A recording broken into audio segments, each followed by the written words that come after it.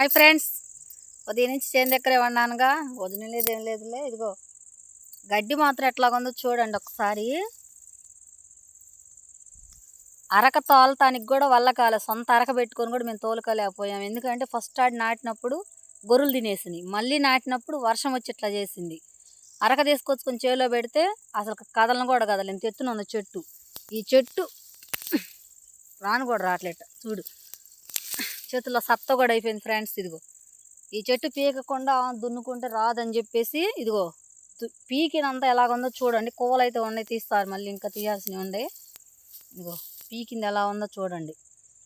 అప్పుడు ఆరితే మనం శుభ్రంగా అరక దోలుకొని సత్త చల్లుకొని మందు కొట్టుకొని దాన్ని లైన్ చేసుకుంటే మనకు కాయలు వస్తాయి. ఇంకా ఇది రైతు కష్టం ఫ్రెండ్స్.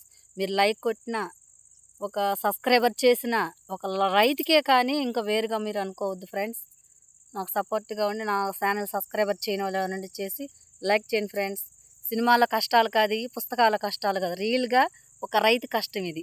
అక్కడ ఇంటి దగ్గర పనిచేసే వాళ్ళు లేరు, ఇక్కడ పనిచేసే ఒక్కదాన్ని చేసుకోవాలి ఏది కూడా. ఇది రైతు కష్టం. బాయ్ మరి.